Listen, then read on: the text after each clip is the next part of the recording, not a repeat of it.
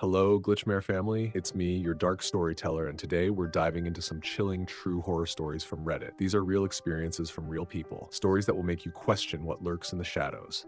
So grab your snacks, get your drinks, and get cozy, because tonight we're stepping into the darkness. Let's begin.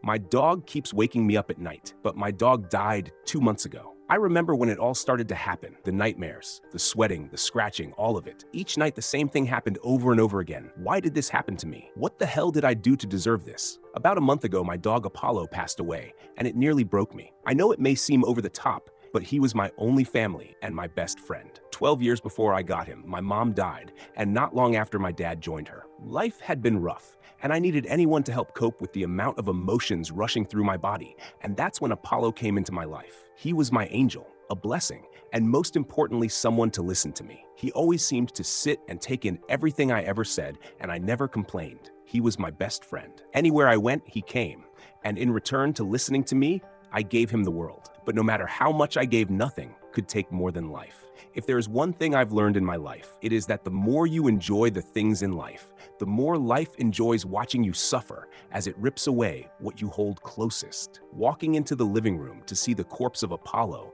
might have been one of the hardest sights to see. After all the crying, I finally managed to grab a shovel and bury him in my backyard. Each puncture into the ground hurt, but not as bad as each time I covered his limp body until there was nothing but earth below me. It took about a week for me to finally get back to a somewhat normal lifestyle, but the burden of my parents and my dog put a heavy weight on my shoulders. Everywhere I walked felt like I was carrying a life full of anguish and dread. The world no longer had color, and my soul no longer had life. I was done. I still functioned as a normal human would, but it got hard and slow with each waking morning. Every other night, I would have dreams of me playing with Apollo and my parents watching. A big smile protruded on my face as I was in paradise, and for a moment I could swear that it was all real, but then I would wake up. This ever-going cycle of dreams went on and on with the same schedule. Go to sleep, be in paradise, wake up to a nightmare. Sometimes I would wake up and swear I could hear the laughter of my parents with the faint bark of Apollo, but then nothing but silence. That wasn't until a month after these dreams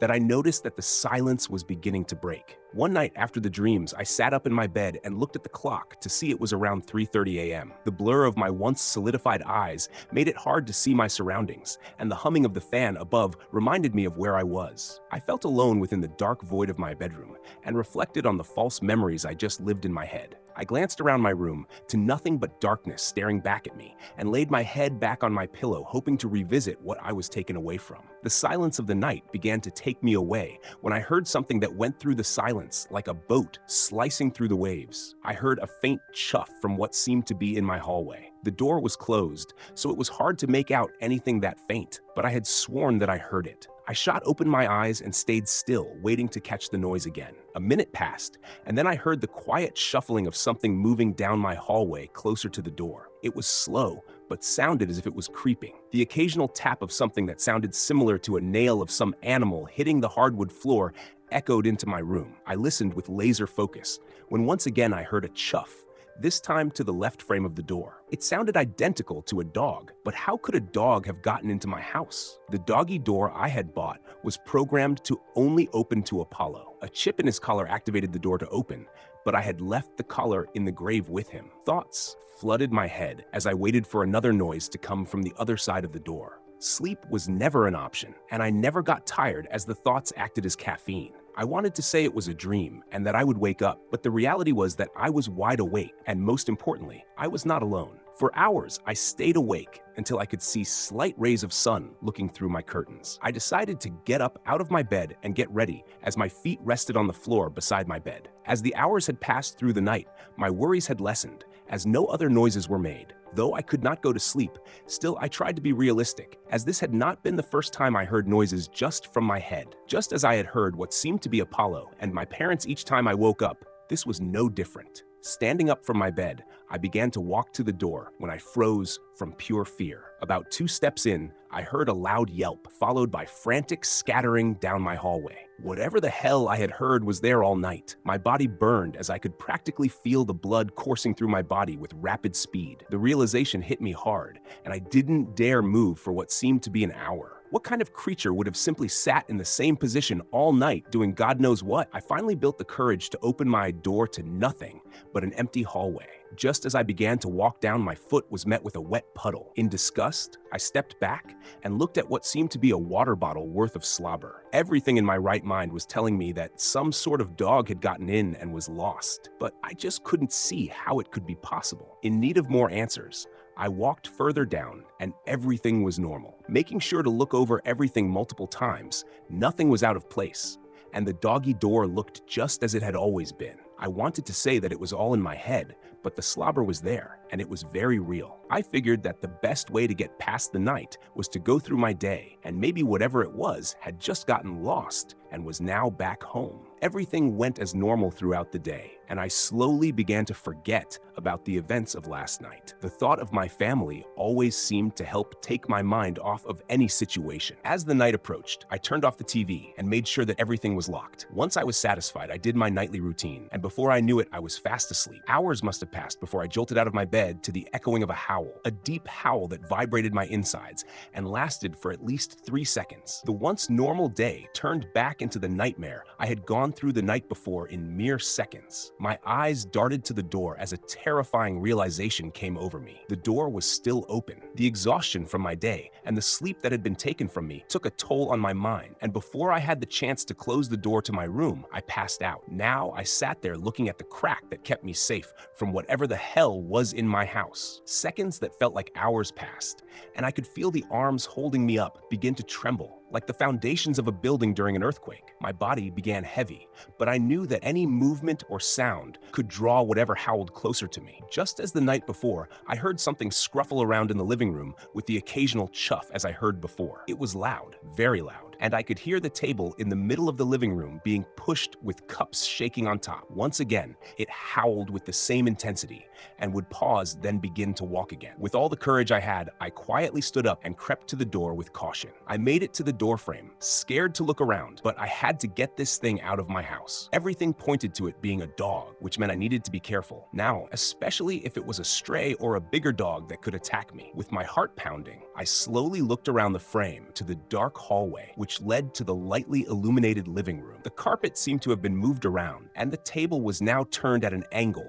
from the creature moving around. With a shiver running down my spine, I slowly walked down the hallway and could hear a slight panting from the right side of the room. In an instant of being 4 feet from where the hallway opened up to the living room, a stench hit me so hard it made me gag. It smelt of rotten meat mixed with vomit and feces, blended into a hell-bent fragrance. I stood against the wall for a second, having to take in the intense smells, when the beeping of the dog feeder alerted my attention back to the room in front of me. Memories flooded in, as I hadn't heard that sound in the 2 months of Apollo not being around. I remember being fascinated with the technology of his collar, as the worker at the pet store explained how the chip in the collar could activate the doggy door and the food dispenser when needed. Then the reality hit me. How could this thing possibly have that chip? The only explanation was that Apollo dug himself out of the grave and crawled back into the house for one last visit. But this wasn't reality, and certainly was the last possible explanation. This thing could have dug up the collar, but no animal could be smart enough to know how it worked. Surely enough, I heard the dog food being eaten after the shuffling of 4 limbs going against the hardwood floor. With even more questions rushing through my head, I continued my journey when a creak from the floor underneath my feet sounded the animal. The food stopped moving, and then once again, silence flooded the house. Then a shadow slowly made its way to the opening of the hallway and stopped just before it could be seen. Frozen with fear and curiosity, I waited with the hope that if it looked down, maybe it couldn't make out my surroundings. The shadow stayed there for a bit, then once again crept forward, as I could begin to hear the slight breathing of the animal just on the other side of the wall. Out of the darkness, I could make out the end of a dog's snout as I started to hear it sniff. I slowly started to lean to try and catch a better glimpse, but within a second, it loudly ran to the doggy door. With a tired reaction time, I started to run to the opening just to see the doggy door closing back from the intruder. I ran to the door and opened it, but there was nothing but the cold breeze to greet me to the night. Turning back to look for any clues I saw, just as I thought that a noticeable amount of food had been eaten and the smell was still slightly present from where the dog had been. I went to examine the kitchen and was presented with a steaming pile of feces left in the middle of the floor. Disgusted with the sight, I went to grab some materials to clean it up when I realized something odd. The shit was large, too large for a dog. Apollo had been a large dog, and I had to clean up after him for 12 long years. But this was something else. Everything I had heard pointed towards it was a dog, but the human-sized feces confused me and creeped me out. Seeing that it was very late, I decided to ignore the strange sight and clean up, making sure everything was locked and getting back to my bed. This time, I made sure to place a nearby box against the doggy door to make sure that whatever it was could not enter again. Though sleep was rough that night, I managed to get a little sleep in with the extra protection of the box that served as a barrier for my safety and the dog outside. The next couple of days consisted of me trying to find explanations for the weird events of the nights before. How could Apollo be back? Was it truly him? Did something find a way to get inside? Maybe it was the deep hope of seeing my best friend again, but I knew that it wasn't possible. I saw his lifeless body on that floor. I threw the dirt on the dog that I once played with, and I watched as the foggy eyes of my best friend were covered by the cold earth. The days consisted of me asking the same questions, and the nights added more confusion to my life. I would go to sleep with my door closed, wondering if the intruder would come back in and make its visit, and it would take some time to fall into sleep. A single creak would wake me up, and sometimes I swear I could hear it back in my house. Some mornings, I would notice the box was slightly pushed forward as if something was trying to get in, or that it had pushed it back into place so it would look normal. The thought of it being in my house as I slept never went right with my mind. Things seemed to slowly get back to normal, and just as always, the dreams began to come back with the same waking nightmare. I wish things had stayed that way. Getting back to my routine felt somewhat nice and brought some joy to my life that I hadn't felt in a long time. I came back to my house and sat on my couch with time to relax before the night was ready to take charge. With a little boost of joy, I decided to make my favorite meal and turn on my favorite movie. The day was the best one I had experienced since the last time I saw Apollo. After eating, I went to wash the dishes and stared into the backyard,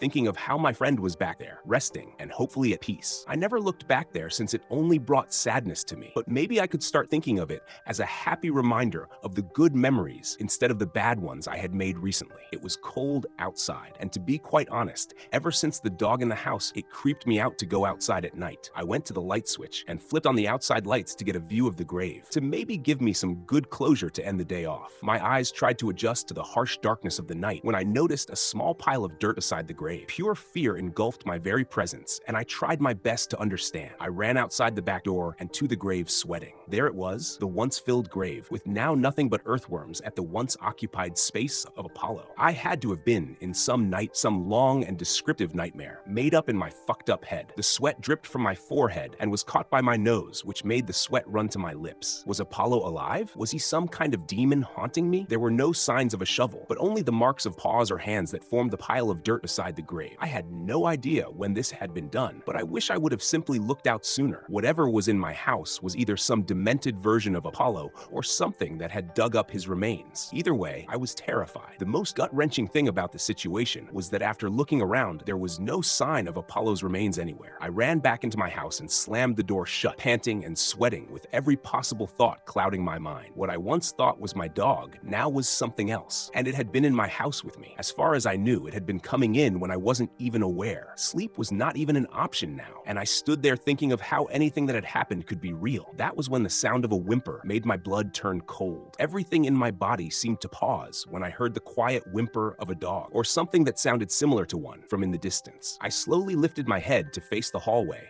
when I was met with the sight of half a human face staring back at me. I could tell by his height he was on all fours and was hidden behind the wall where only half of his face was showing. On his head was what I could only make out as the skull of Apollo with bits of his rotten flesh still holding onto the skull. The sockets were empty, where the man's eyes could see through all the flesh, and he looked at me with a frown while still making a whimpering sound. Flies orbited him, and the smell slowly crept towards me, just as bad as how it smelled the night before. Sensing the look of disgust and horror on my face, he quickly darted into the hall, with the loud bash of his knees and palms smacking the floor. My heart bounded, and my knees felt weak as I had to grab the counter to help hold up my weight. This man had been in my house, at my door, acting like my dog, and he desecrated my dog's grave. I wanted to vomit at the thought of a man drooling on my floor and wearing my dog's rotting skin running through my house just 10 feet away from me. I wasn't sure what sick game this man was playing or what mental state he was in, but my body refused to move. He had found this collar, which led him directly into my house and acted as if he was my dog, my only friend, and found some sick pleasure in it. A scratching began to echo into the kitchen, and with what must have been pure adrenaline, I began to walk to the doorframe as if I had just learned to move my legs. I finally made it to the doorframe when I saw the twisted figure of the man scratching at my door. He was propped up on his knees and clawing at the door to my bedroom, panting, drool coming from his tongue and forming a puddle of slimy liquid on the floor. I could see the collar around his neck, tight and making his veins pop out from his neck. His body was dirty and he was hairy. He was naked, and near his rear had the decaying tail of Apollo stapled to his back. Clumps of feces could be seen stuck in his hair, and each one of his nails were long. It was the most disgusting sight I had ever laid my eyes on, and it took all my strength to not throw up on the floor in front of me. After looking at him for a couple of seconds, he faced me and barked. He began to shake his rear to simulate the wagging of the tail stapled on him, and through it all, just stared at me. I had never seen such a human that had such features as a dog, yet there he was. Staring at him made it difficult to remember that this was a man, a grown man, acting like a dog. There was no telling how long he had been doing this, and he could have been here for weeks, watching me. I wanted him out of my house. I wanted to run him out, but this wasn't a dog. He was a full-grown man that could overtake me, and I needed a way to protect myself. I didn't have a gun, and the only thing I had remotely to a weapon was a kitchen knife, but I couldn't just take my eyes off him. Now that I had seen him, what would he do? He looked at me with such innocence. He reminded me of the way Apollo used to look at me. The man just stared at me, watching, waiting, and I did the same. The only plan I had was to run to the kitchen and get the knife. Anything after that would have to be determined by what the man did. The only issue is that if I approached him in the hallway, he could easily overpower me. I would have to distract him. Swallowing all the disgust, I decided the only possible solution was to play along with his little game. "Hey buddy," I said after whistling towards him, "are you lost?" The man at the end of the hallway tilted his head with curiosity and responded with a deep bark that was so realistic it sent a shiver through my bloodstream. Looking around the area, I saw an old bone of Apollo's and quickly picked it up, showing it off to him. "Here, buddy, I know you must be scared, but we can play now. Come on." After patting my knees to gesture to him to come, he slowly crawled through the hallway toward me. I kept my distance, cautiously stepping back as he approached, whistling and waving the bone to keep his attention. His heavy breathing echoed with each thud of his knees on the hardwood, growing louder as he crept closer. Now just a few feet away, I threw the bone into the corner, and he eagerly tracked it, crawling toward it with a disturbing giggle. Using the moment, I bolted to the kitchen and grabbed a knife from the counter, my hands trembling. As I returned to the living room, I saw him sitting on the floor with his back to me, examining the bone as though it was the greatest treasure he'd ever found. The sight of his back, hairy and disheveled, with the grotesque tail stapled to him, made my stomach churn. "Stop!" I called out, holding the knife firmly in front of me. My voice shook, but I tried to sound commanding. "I don't know what you want, but you need to leave." He turned to face me, his eyes wide with confusion, and whimpered softly. Slowly, he crawled toward the door, clutching the bone in his hand like a prized possession. I stayed frozen in place, watching as he pushed himself through the doggy door and disappeared into the night. Shaken, I collapsed onto the floor, gripping the knife tightly in my hand. My breathing was heavy, and I couldn't shake the image of his face, twisted with childlike innocence and something far more sinister. I called the police, explaining everything I could, though it all sounded surreal. When they arrived, they searched the property but found no trace of him, only the disturbed ground near Apollo's grave and the bone I had thrown. They looked at me with a mix of confusion and pity, asking questions I couldn't answer. To this day, I still don't know what drove him to do what he did or how long he had been watching me. The dreams never stopped, and every other night I still see Apollo, happy and wagging his tail in my mind. I miss him dearly. Life feels emptier without Apollo and my parents, and I'd give anything to see them again. For now, though, I'll settle for the dreams. They're a far better reality than what I witnessed during those terrifying days. And that's it for this story, Glitchmare family. I hope it gave you chills. Hopefully not too many.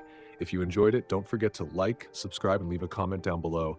Let me know what you think. And if you have your own true scary story, I'd love to hear it. Head over to my subreddit and share it. You might just see your story in a future video. Stay safe, stay spooky, and as always, thanks for watching. See you next time.